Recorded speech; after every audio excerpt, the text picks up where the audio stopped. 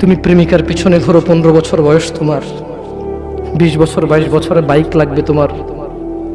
তোমার বাবা বিয়ে করা সত্ত্বেও সে তার যৌবন কাটাতে পারেনি তার বউয়ের সাথে, মানে তোমার মায়ের সাথে, তোমার জামা কাপড়ের ব্যবস্থার জন্য। তুমি বুঝো যুবক, তোমার বাবার বয়স এখন 40, সে তোমার মার কাছে আসলে আর অনুভূতি নেই, তার শক্তি কমে গেছে। তুমি বুঝবা না যুবক।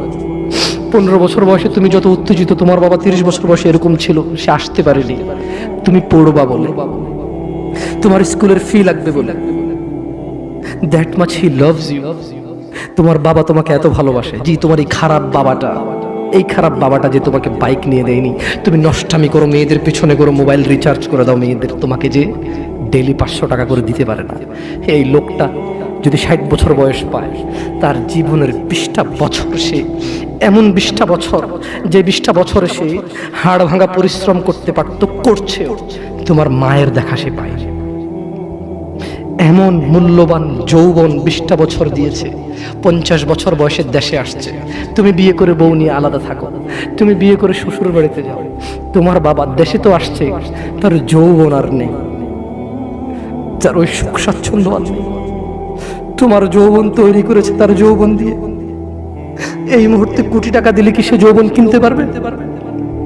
তোমাকে তোমার বাবা এত ভালোবাসে, আর আল্লাহ বলছে তোমার এই বাবা, যে বাবা ঘুষ খেয়ে তোমাকে মানুষ করার চেষ্টা করে বিদেশে পড়ালেখা করানোর, যে বাবা এই এলাকার চেয়ারম্যান হতেই হবে, না হলে নয়,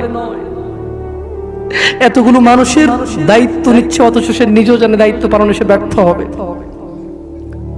শুধু তোমাকে R15 কিনে দেওয়ার জন্য, শুধু তোমাকে বিদেশে পড়ানোর জন্য। এত মূল্যবান, এত আদরের বাবা। আল্লাহ বলছেন যে ইউবাসসারুনহুম ইয়াওয়াদ্দুল মুজরিম, ও মুহাম্মদ সাল্লাল্লাহু আলাইহি ওয়াসাল্লাম, আপনি সেদিন দেখবেন অপরাধী এই মানুষটা যে এত বোকা, ছেলের জন্য এত কিছু করেছে হারাম ভাবে, হালালের ধার ধারে নাই, হারামের ধার ধারে নাই। জি, আপনি আপনার